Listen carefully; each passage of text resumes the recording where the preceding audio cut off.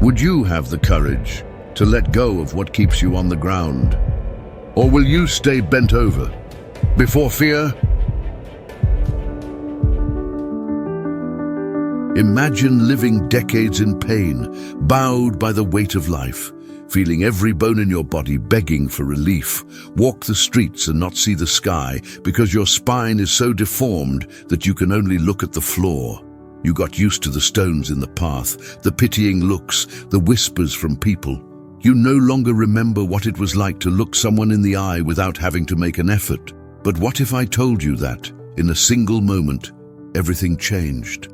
This is the story of an old man called Elijah, a man who spent his entire life believing he would never rise again, who accepted pain as part of who he was, who learned to live without hope, until one day he met Jesus. And at that moment, in front of a doubting crowd, something impossible happened. But let me tell you something. This video is not just about a miracle.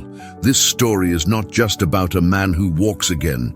This story is about you, about me, about all of us.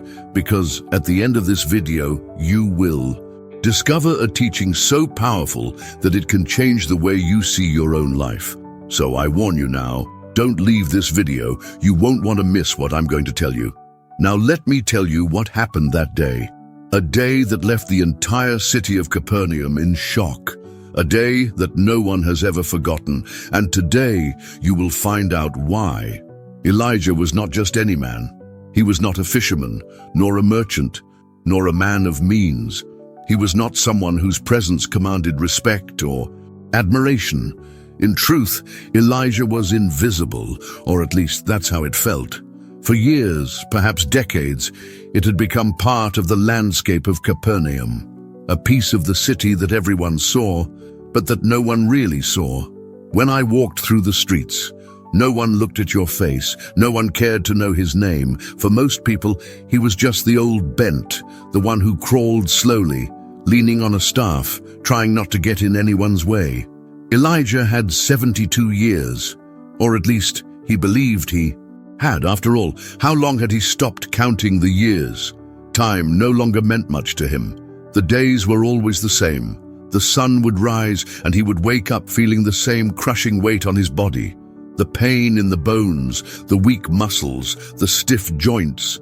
Every step was an effort, every movement a constant reminder of his condition.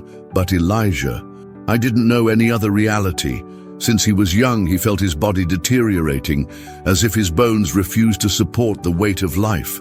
Over the years, his spine curved, his knees lost their strength, and he simply accepted the fact that he would never walk upright again. His parents had died a long time ago. He never had a wife, never had children. All your life, the only faithful companion he had was his staff. He remembered the day he carved it so many years ago. It was a strong branch, taken from an olive tree near the Sea of Galilee. At first, he only used it for support, but over time, the staff became an extension of your own body. Without it, Elijah could barely take 2 steps without falling. His house was a small stone hut, little bigger than a sleeping space. Staying inside it for a long time suffocated him, which is why he spent much of his time wandering the streets of Capernaum. Capernaum, a bustling city full of life, but which had no space for it. Everyone was too busy with their chores to care about a hunched old man. Fishermen carried heavy nets. Women negotiated the price of fish. Children ran, laughing through the narrow streets. The smell of the sea mixed with the aroma of baked bread, spices, and smoke from bonfires. The sun beat down on the white stone houses, and people's voices created a chaotic symphony that never stopped. Sometimes, Elijah, I wondered if I had ever been part of it, if he had ever been young, strong, full of life. But that memory seemed so distant, so impossible, that he preferred not to think about it. Survival. That was the only thing that mattered now. Eat. Enough to not die. Get enough sleep to keep waking up. Every day, he walked with difficulty to the port, where the fishermen returned with their nets. If he was lucky, One of them would throw him a small fish or perhaps a piece of stale bread. He no longer felt ashamed of accepting leftovers. Hunger taught a man to swallow his pride, and even so, Elijah never asked for a miracle. He had heard of miracles, stories about blind people who saw again, about lepers who had their skin restored, about people who came back from death. Everyone was talking about a man called Jesus, a rabbi who went around Galilee doing the impossible. But Elijah never paid attention to these stories. He did not doubt miracles. He knew they weren't for him. Because if God wanted to heal him, he would have done this years ago. How many times did Elijah pray for relief? How many times did you cry out to heaven, begging for your pain to stop? How many nights did you spend awake alone, wondering if you had done something wrong to deserve that? God's silence was his only answer. Over time, he learned to stop asking. He learned that some people are blessed and others are simply not. He was part of those who weren't, and everything was fine. He had accepted this. Time had taught him that some things never change. Don't be fooled by false hopes. And that's how Elijah lived. Year after year, decade after decade, just surviving. Until that day. Until the day when everything changed. Now, I need to tell you something important. This kind of story not found anywhere. You can even look for it, but this is the only channel on YouTube that brings unknown stories of Jesus with that level of depth, emotion, and detail.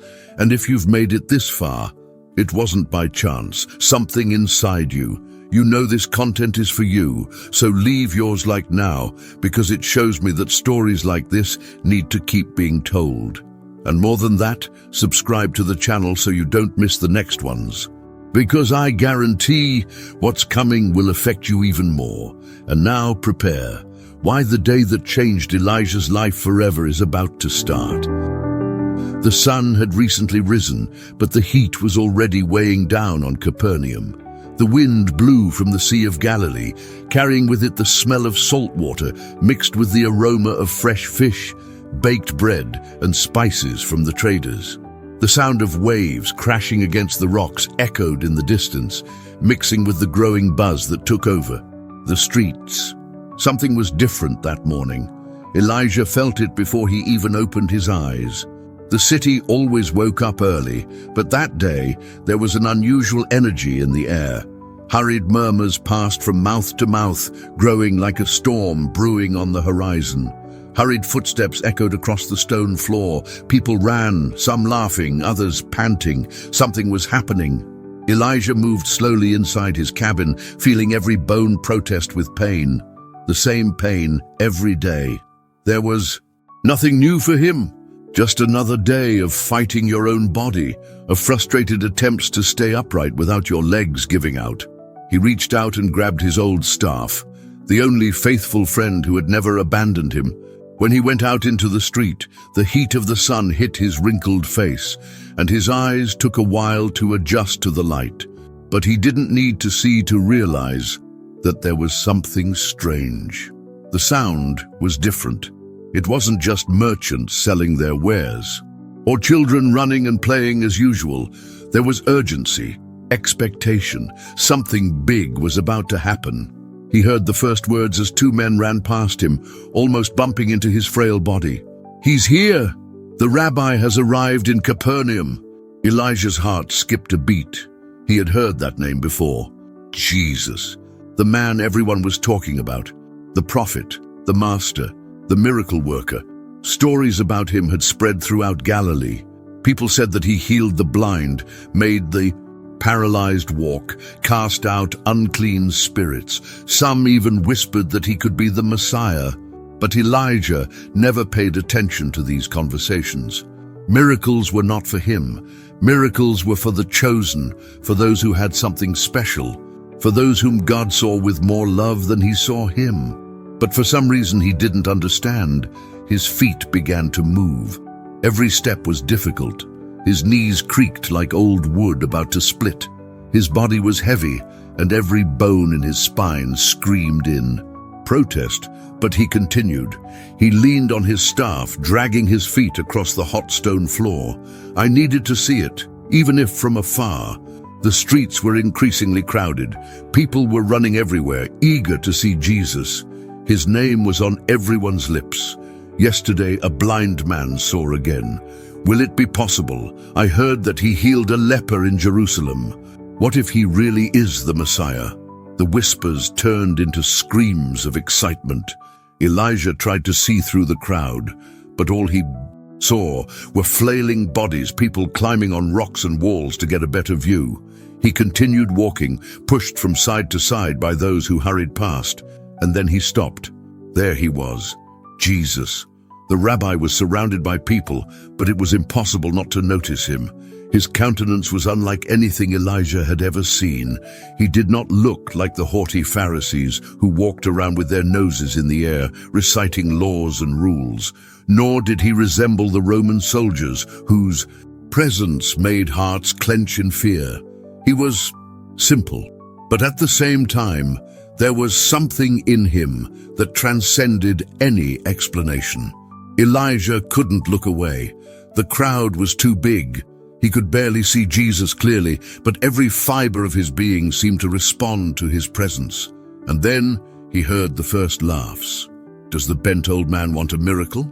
Elijah felt his blood run cold. He can barely walk. How do you expect the rabbi to help you? Waste of time. He's past his prime. Shame burned inside him. He lowered his head, as he always did when someone mocked his condition. He didn't want to be laughed at. He didn't want Jesus to look at him and see just another old beggar, another unimportant invalid. But it was then that everything changed, because Jesus saw him. For a moment, Elijah felt as if time had stopped. The buzz of the crowd disappeared. The voices disappeared. He no longer heard the laughter, the whispers, the cruel words. Everything that existed was that look. Jesus' eyes met yours. And at that moment, Elijah knew. It wasn't a look of pity. It wasn't a judgmental look. It wasn't a look that said, "Poor man." It was a glimpse of something much bigger. It was a look that passed through his body and touched his soul. He couldn't say how long that moment lasted. It could have been a blink of an eye or an eternity. But he never had felt something like this before. And it was at that moment that Elijah realized something that would change his life. Forever. Jesus knew who he was. I knew her pain. I knew about the years of suffering. He knew the weight of his cross. I knew about all the nights he spent crying, asking God why he never got an answer. Jesus knew all this. And yet, he didn't look away. He didn't look at Elijah like the others did. At that moment, Elijah felt something was about to happen. Jesus' eyes were upon him. For a moment, Elijah wanted to disappear, hide in the crowd as he had done his entire life. He never wanted to be noticed. I never wanted to be looked at for long, because when people looked at him, what they saw was not a man. They saw a problem, a deformity, an incomplete being, a burden to the world. But this look was not like the others. Jesus did not look away, did not retreat, did not express pity or horror as so many other people did when their eyes met Elijah's. What Elijah saw in that look was not pity. It wasn't judgment. It was something he couldn't describe. Something that went through his skin, penetrated his bones, reached the deepest place of his soul. He felt a warmth invade his chest. A heat that didn't come from the scorching sun, nor from the sweat that ran down his forehead due to the effort of walking. It was something different, something that burned inside, that consumed something inside him that he didn't even know existed. For a moment, he felt something he hadn't felt in a long time. Hope. But hope can be scary, because hope means that something can change. It means the pain can stop. It means that maybe, just maybe, he's not as forgotten as he thought. But if there is the possibility of change, there is also fear. What if he was mistaken? What if it was just another moment of illusion before being thrown back into the brutal reality of his life? Fear took over his thoughts, and his instinct was to lower his head, to escape that gaze. He had already been humiliated many times in his life. He had been used as a joke so many times that he didn't want to go through that again, but his feet felt stuck to the floor. There was silence around. The crowd murmured softly, not understanding why Jesus had stopped speaking, why he had interrupted his teachings to look at a bent old man, a worthless man. Elijah felt the weight of those eyes on him. He felt the weight of each unspoken word. And suddenly Jesus moved. With slow, steady steps, without hesitation, he began to walk towards Elijah. The crowd made way, leaving room for him to pass. An absolute silence took over everything. It was as if time itself had stopped. Elijah's heart was beating so hard he felt like it was going to explode. Every step Jesus took seemed to echo in his ears. Step after step, closer and closer. And then, when he was close enough that Elijah could see every detail of his face, he stopped and he spoke his name. Elijah, son of Abraham. It was like thunder piercing the silence. The old man trembled from head to toe. His name, Jesus called him by name. But it wasn't just that, because he didn't just say Elijah, he said son of Abraham. He knew who Elijah was. He knew where it came from. He knew his lineage. He knew everything. The crowd held its breath. Who was that man that Jesus called him by name? Who was that crooked old man, that beggar who lived off fishermen's crumbs, to deserve the rabbi's attention? But Jesus was not there to answer the crowd's questions. He was there to speak directly to Elijah. And then, with a voice that carried no judgment but a strength impossible to ignore, he asked, "Why do you doubt the Father's love?" Elijah felt his legs give out. His eyes filled with tears instantly. What was he saying? How did he know? How could he see so deeply into her soul? As if he read every thought, every doubt, every tear shed in silence during so many endless nights. Because that was the truth. Elijah doubted God's love. He always doubted.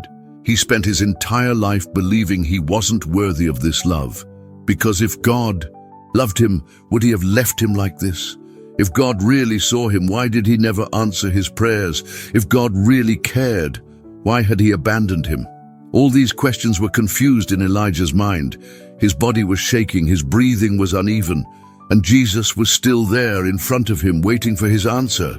But Elijah couldn't speak. He wanted to scream. He wanted to ask. He wanted to say everything that had been trapped in his heart for so many years. But the words didn't come out. Because deep down, he already knew the answer. Jesus didn't need to say anything else. In that look, in that simple sentence, Elijah understood something he had never understood before. God's love was never absent. He was always there, even when Elijah felt invisible, even when he thought he wasn't worthy, even when he believed he would never be restored. His father had never abandoned him, but it was Elijah who stopped believing. And now, here, before the Son of God himself, he could no longer deny this truth. Elijah tried to hold back the tears, but failed miserably. He cried like he had never cried before, because for the first time in decades, he didn't feel broken. He felt seen, he felt loved, and this changed everything. Now tell me, have you ever felt that God is calling you by name? Have you ever felt that, despite everything, he never abandoned you? If you believe this, write in the comments now. God sees me, because this is a powerful truth that can transform your life. And now get ready, because what happens after that is something no one would ever forget. The silence around was absolute. Everyone's eyes were fixed on Elijah. The old man was shaking, his chest was heaving, his heart was hammering inside his chest as if it wanted to escape. He could feel the sweat slowly running down the back of his neck. He could hear the sound of his own labored breathing. Jesus had not moved away. He was there, standing in front of you, looking straight into your eyes. There was no more crowd, no more murmurs or whispers. There was only that look and the words that were about to come out of the Master's mouth. And then Jesus spoke. "Drop the staff." and stand. It was like thunder ripping through the silence. The crowd held its breath for a second. Afterwards, what was heard was a mix of murmurs and low laughter. "This is cruel. He can't. Is the rabbi playing with him? This old man can barely take 2 steps. How can you get up?" Without support. The Pharisees, who were watching from afar, exchanged disdainful glances. One of them crossed his arms and whispered to the other, "Let's see how he will get out of this. You are demanding something impossible." Elijah heard all of this, every word, every laugh, but more than anything he felt a deep fear. His body was frozen. He wanted to speak, he wanted to answer, he wanted to ask, but his mouth wouldn't move. Let go of the staff? Stand? That was impossible. Simply impossible. He couldn't remember the last time he was standing without the support of his staff. Maybe 20 years ago, 30, or did it never happen? His mind ran through old memories, trying to find some time when he hadn't needed to bow, but there was none. It was crazy. But what if it wasn't? Elijah's mind was a whirlwind of unanswered questions. What if I fall? What if it's an illusion? What if everyone laughs at me? But at the same time, something inside him whispered another question. What if it's real? What if it really is possible? He felt his hands sweat around the staff. His fingers were stiff, gripping that piece of wood as if it were his only connection to life. And in a way, it was. The staff was all he knew, your support, your safety, what kept him standing, what kept him from falling. For years, for decades, the staff had been his only companion, his only foundation. And now, Jesus asked him to release him. How can someone let go of what keeps them alive? The old man swallowed.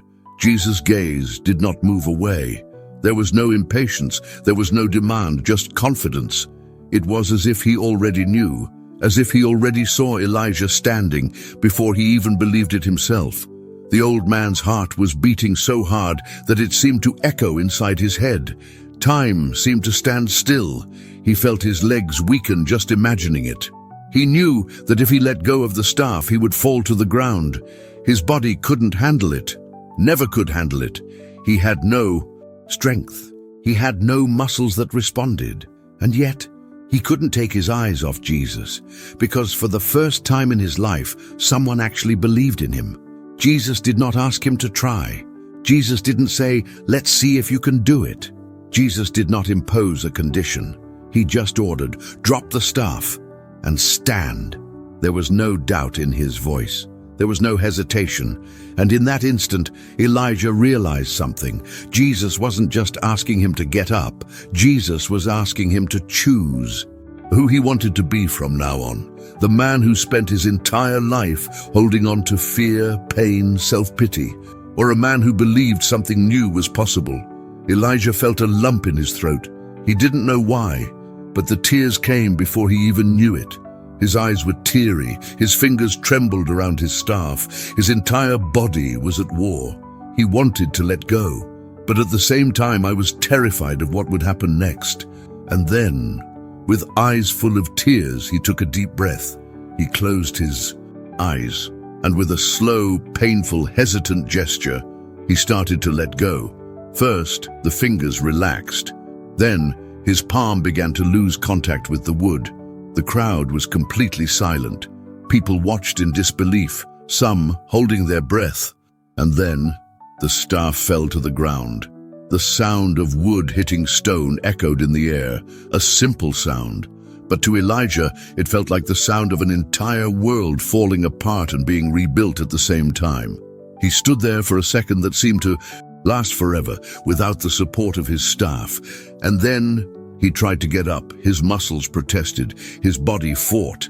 He felt a pang of despair, but he also felt something different, something I had never felt before.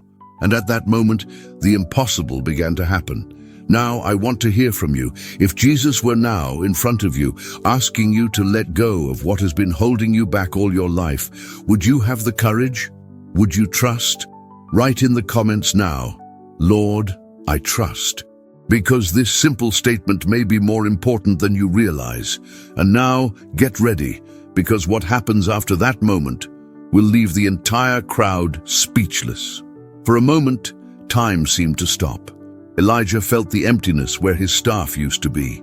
His hands shook, his knees protested, and terror rose like a devouring fire in his chest. He didn't know how long it had been since he let go of the staff, but it felt like an eternity. His body was at war with his mind. And then it happened. A sound echoed in the air, a clear, dry, strong sound. Slap! Elijah's eyes instantly widened. The crowd held its breath, and before anyone could react, another snap, then one more. Clap, clap, clap, like the sound of branches breaking in a fire, like the sound of something old breaking apart and being molded again, as if the universe itself was rewriting its history there in front of everyone. Elijah felt the ground moving away. He felt something moving inside him, and then came the strangest feeling of his life. Something was happening inside his bones. He didn't see it, but he felt it. He felt his vertebrae adjusting, his joints realigning, his muscles reacting to something much bigger than himself. And then came the heat. An intense heat which rose through the legs, took over his spine, spread through his arms, across his chest, until it reached his head. He had never felt anything like this before. It was as if the sun itself was inside him. He felt his knees shaking. But this time, it wasn't out of weakness. It was for something he couldn't explain. Elijah tried to breathe, but the air felt heavy. That presence was too strong. And then the impossible happened. Without even realizing it, he stood up. For the first time in 50 years, Elijah was on his feet. No support, no staff, no pain. He didn't realize it at the time. His mind was trying to keep up with what his eyes were seeing, but it was when he looked ahead that he understood. He was no longer hunched over.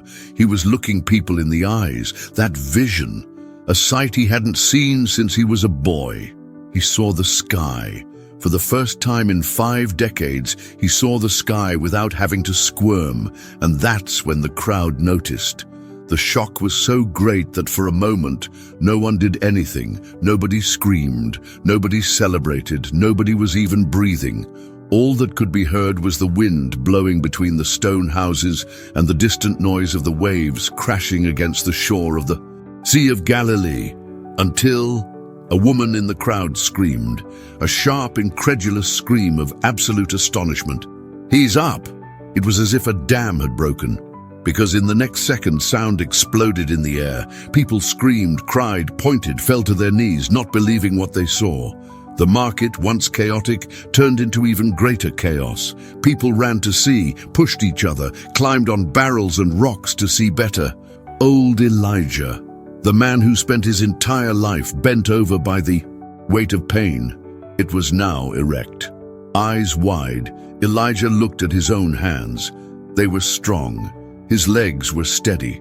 His chest expanded effortlessly as he breathed. He couldn't believe it. His heart was beating hard. His mind tried to find explanations, but there was no explanation. He fell to his knees, not because your legs failed, but because he needed to touch his own legs to make sure he wasn't dreaming. And then the tears came. He cried like a child. Each tear carried years of pain, of frustration, of despair. Each tear was an unanswered prayer for years, until that moment. And then, amid the noise of the crowd, amid the sound of dozens, perhaps hundreds of people trying to understand what had happened, Elijah whispered to himself, "My God." He took a deep breath, trying to speak louder, but the voice failed. He swallowed hard. The chest filled with air, and this time he screamed, "My God, I'm standing up!" The crowd exploded into screams. People fell to their knees, crying. Some ran towards him, others raised their hands to the sky. But in the midst of all that noise, Jesus said nothing. He just smiled, the smile of someone who already knew, the smile of someone who always knew. Do you believe something like this could still happen? Do you believe that God still performs miracles today? If you believe, right now in the comments, "I believe in the impossible," because what happened that day It was just the beginning. The noise that came afterwards was indescribable. The city of Capernaum had never seen anything like this. Never. Not at that level. Not like that. At first, it was just whispers, then a louder whisper, then a single scream cut through the air like thunder. "This is impossible!" And it was as if a dam had broken. Chaos exploded around Elijah. People screamed, pointed, ran from one side to the other, not knowing whether to believe what they were seeing or whether to run away in panic. Some covered their mouths, their eyes wide, as if they had just seen a ghost. Others fell to their knees on the floor, crying uncontrollably because they knew. Elijah was not a stranger. He was part of that city. Every day, those same people saw the bent old man passing by them, struggling to take each step, depending on his staff to stay alive. And now, he was on his feet. No support, no pain. The impossible had happened before his own eyes, and the human mind was not prepared for that. A woman covered her face and began to sob, loudly, shaking her head as if refusing to believe it. "That can't be. I saw it with my own eyes, but it can't be." A man put his hands on his head, his eyes fixed on Elijah, unable to look away. He couldn't walk. He couldn't walk. Another fell to his knees, his eyes filled with tears, his hands raised to the sky. "God is among us. The Lord is among us." And then came the fear. Because when something challenges everything you know, you have two options: surrender or resist. And many resisted. The Pharisees were among them. Their cloaks fluttered as they looked at each other, perplexed, not knowing how to react. They had heard stories about Jesus. They knew about the rumors, the miracles, the growing followers. But this was different. This could not be explained. One of them, a man with a stern look and crossed arms, muttered between his teeth, "This can't be real." Another Pharisee, with a long beard and a frown, approached cautiously, as if trying to find a trick, a hoax, some evidence that it was all an illusion. But there was no illusion there. Elijah was standing, breathing, crying, vivo, and Jesus said nothing. He didn't need to. The miracle spoke for itself. His gaze roamed the crowd, but he did not move. His face remained serene, as if he had known from the beginning that everything would happen exactly that way. Because he knew. He always knew. But the crowd still didn't know what to make of it. It was one thing to hear about miracles. It was another thing to see them happen right before your eyes, and the human mind doesn't deal well with the unknown. A part of the people went into ecstasy. "He is the Messiah!" someone shouted. "Blessed be the name of the Lord," exclaimed a woman, raising her hands to the sky. Others threw themselves on the ground, crying like children. But there was another part. Those who didn't know what to think. Those who feared what that meant. Because if that man really had that power, then everything they knew about the world was wrong, and accepting that was too scary. A group of men took a step back, as if wanting to get away from what was happening. "This is witchcraft," whispered one of them, trembling. "This is the work of demons." And so fear began to spread. The voices mixed, the despair of some, the unshakable faith of others, and in the midst of it all, Elijah, standing, with her hands over her face, sobbing with emotion, shock, disbelief, because even though all that chaos was happening around him, nothing mattered more than what was happening inside him. He was feeling his body for the first time in decades. Your strong legs, his muscles firm. To miss. The pain was gone. He couldn't stop touching his chest, as if he wanted to feel his heart beating to make sure it was real. And in the middle of all this, his eyes met Jesus' eyes again. And in that instant, Elijah knew. "I knew you were never alone. I knew that God never forgot him. I knew he wasn't just a bent old man. He was a son of God." The sound of the crowd seemed distant, like an echo of something that no longer mattered. Elijah didn't know how long it had been since his legs had supported him without pain. He didn't know how long the tears had been running down his face. All he knew was that his heart was pounding inside his chest, racing, confused, broken, and at the same time, whole, in a way he had never felt before. He couldn't stop looking at his hands. They no longer trembled. His fingers, once stiff with pain, now closed and opened easily, as if they had been made new. He raised his hand and touched his face, feeling the wrinkled skin beneath his calloused fingers. It was real. He was there. But the question that burned inside him had no answer. Why? Why now? Why him? Elijah looked up, still filled with tears, and there he was, Jesus, standing in front of him, watching him, and that look was not surprising. It wasn't surprising. It wasn't even pride. It was a look from someone who always knew, that he already saw it restored long before he himself believed that this was possible. And at that moment, Elijah couldn't bear to hold it inside anymore. The voice came out hoarse, choked, broken by crying. Why? His breathing was heavy. His chest rose and fell irregularly, and he didn't know if he could say anything else. But he needed to ask. His eyes filled with tears again. He shook his head confused and repeated, this time with more force, "Why did the Lord do this for me?" The silence that came after was like muted thunder. The crowd fell silent. The Pharisees held their breath. The disciples waited in silence. Everyone wanted to know, why? Why that man? Why Elijah, the bent old man, the one no one noticed, the one who lived a lifetime believing he wasn't worthy of being restored? And then Jesus spoke. His voice was not surprising. It wasn't surprising. It wasn't even celebratory. It was a voice full of certainty, of authority, of absolute and unquestionable love. A voice that seemed to carry the weight of the sky itself. Because you have always been in the Father's hands. Elijah held his breath. The words hit his chest like an invisible blow, sending his mind spinning. But Jesus was not finished yet. He took a step forward, his eyes never leaving Elijah's, and added, "I just didn't understand." Elijah felt his legs give out again. The weight of those words was greater than anything he had ever carried. He didn't know what to do. He didn't know what to say, because he understood everything, all the time. He was never alone.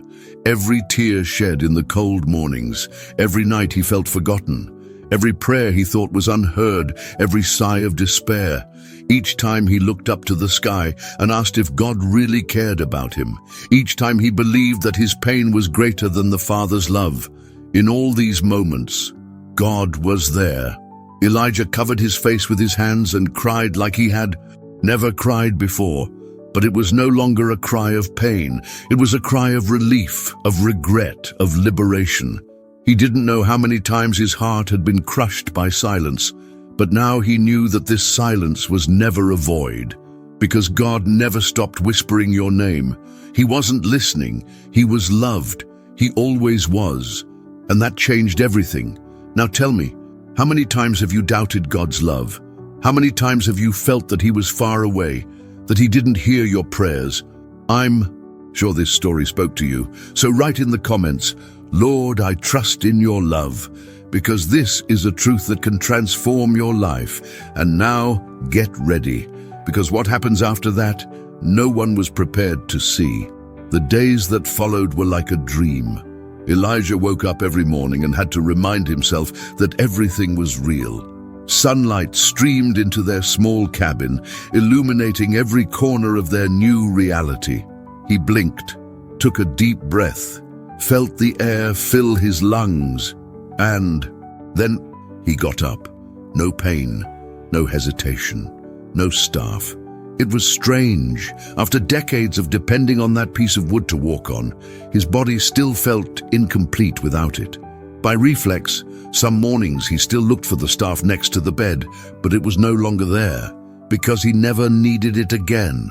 And that was the biggest proof of all. The city of Capernaum never fully got used to Elijah's move. For days, weeks, people still watched him in amazement. as if they expected that at any moment he would bend over again, that his knees would give out, that everything had just been a passing illusion. But that never happened. Now he walked with a firm step, his head high, his shoulders straight. For the first time, he saw the world the way he always wanted to see it. And more than that, the world saw Elijah in a way it had never seen before. Before, he was just the bent old man, the invisible man, the one no one noticed. Now he was a living testimony to the power of Jesus. And that changed everything. At first, some people were afraid to approach. There were those who whispered that all this couldn't be normal. This defies logic. An old man's bones can't just realign themselves like that. What if it is the work of witchcraft? But Elijah didn't care, because he knew the truth, because he felt the truth within himself. And so he started doing something he had never done before. He started talking. Every day, Elijah walked the streets of Capernaum and told his story. Not to make yourself big, not to boast, but because he knew there were people living like he lived, hopeless people, people who felt invisible, forgotten, unworthy, and he wanted them to know the truth, that they were never alone. May God never forget them, that there was still time for a miracle, and people listened, because Elijah wasn't just a man telling a story. He was living proof that it was possible. He spoke with passion, with conviction, with tears in his eyes, and every time he told about that day, about the moment when Jesus looked at him and said that he was always in the hands of the Father, people were moved. And then something incredible started to happen. People began to bring sick people to him. He was not a healer. He wasn't a doctor. But people saw something different in him because he was a living testimony, because he was proof that Jesus was real. Men brought their paralyzed friends. Women brought their sick children. And Elijah knelt down beside them, looked into their eyes and said, "Jesus saw me. He sees you too." And that was enough to light a spark of hope in people's hearts. Every day, more and more people came to him, until one morning, a boy found him in the market. The boy was small, thin, with big, curious eyes. He ran up to Elijah and tugged at his tunic. "Old Elijah, tell the story again." Elijah smiled. "Which part do you want to hear?" The boy laughed. "The snapping part. I like it when you make the popping sound." Elijah let out a laugh. And there, surrounded by a group of people who wanted to hear about Jesus, he repeated his story once again. Because now, that's what his life was about. About counting, about remembering, about making sure no one ever forgot what happened that day. He never forgot the words of Jesus. They echoed in his mind every night before he went to sleep. Because you were always in the Father's hands. You just didn't realize it. Now, he realized. And now, he had a mission. Because if God did it for him, then he could do it for anyone. Now tell me, if you were Elijah, what would you do with that second chance? Would you continue living the same way, or would you do everything to let other people know the truth? I know this story is touching your heart, so write in the comments, "Lord, use my life." Because the greatest proof that God still works miracles is what you do after he lifts you up. And this story, it's not over yet. What happened that day was not just a spectacle. It was not just an isolated event that was lost to time. Elijah's story didn't end when he got up. In fact, she was just getting started. And now, I want you to think about something. How many times have you felt like you weren't worthy of a miracle? How many times have you looked at your life and thought, "This will never change. This is my reality. I will always be like this"? How many times have you gotten used to the pain? How many times have you accepted suffering as part of who you are? Elijah spent 50 years believing this. He spent half a century thinking his life would never change. And yet, a single encounter with Jesus transformed everything. Do you know why? Because the change didn't start in Elijah's body. It started in your faith. Before his bones aligned, before the miracle happened, he had to make a decision. He needed to trust. And that is the great lesson this story teaches us. Because we walk by faith, not by sight. 2 Corinthians 5:7. Faith comes before change. Faith comes before the answer. Faith comes before the miracle. Jesus saw Elijah healed before he even believed it was possible. And I want you to understand something very important now. Jesus already sees you restored. He already sees his life transformed. He already sees beyond the pain you feel today. In addition to frustration, beyond fear, beyond doubts, what is broken can be restored. What seems impossible can happen. But to do that, you need to do exactly what Elijah did. You need to release the staff. You need to stop holding on to what has been your support for so long, but which also keeps you stuck in the same place. Do you know what that means? Perhaps your staff is the fear of trying again. Maybe it's the trauma of the past. Maybe it's pride that stops you from asking for help. Maybe it's the feeling that you don't deserve better. Whatever it is, Jesus is before you now, saying, let go of the staff and stand. And the question remains, do you have the courage to trust? Or will you keep holding on to what keeps you grounded? Because faith is not about seeing to believe. Faith is about believing before seeing. And that is Jesus' call to us today. Walk by faith, not because of what we feel, not from what we see, not because of what logic tells us, but because of what he has already promised. And do you know what the promise is? The plans I have for you are plans of peace and not of evil, to give you a future and hope. Jeremiah 29:11.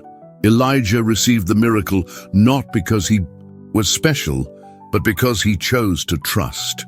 And if God did this for him, he can do it for you too. I'm sure this story touched your heart. If at any point you felt that soft voice in your heart, that invisible touch that only God can give, then I know you didn't get here by chance. This channel is much more than just stories. It is a place of transformation, of revelation, of unexpected encounters with truths that can change everything. Each video here carries a message that may be exactly what you need to hear today. So sign up now, because I know this story moved you. So imagine the next ones and leave your like, because I know you are one of the people who value this type of message and want to see more content like this. Now tell me in the comments, what did this story speak to you? Right here. Jesus speaks to me because I know he has something special to tell you. And don't stop here. The next videos can bring you answers, give you strength, renew your faith. Choose one now and continue this journey, because when God starts speaking, he doesn't stop at the first chapter. This is the hidden stories of Jesus.